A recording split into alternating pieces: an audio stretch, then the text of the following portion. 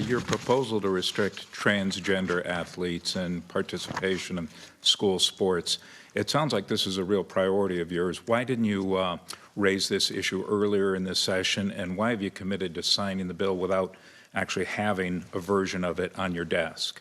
Well, I think it's an issue of fairness. Do we have women's and girls sports or not? So I believe that. And it is something that, it's not something I talked about in the condition of the state, but as we saw this continue to happen, I have had conversations with the leadership.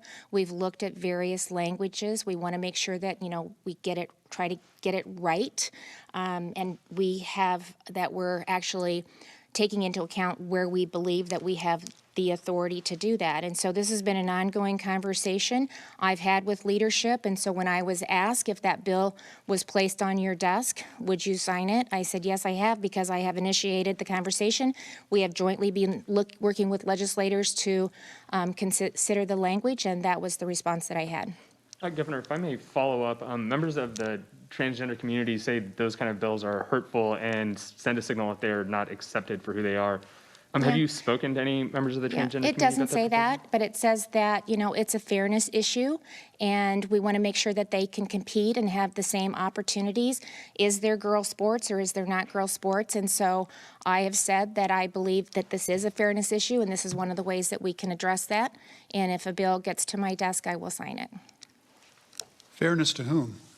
Girls. I mean, to girls. I mean, Yeah. well, what about the fairness to the These people girls, who are being set aside here and not allowed to participate?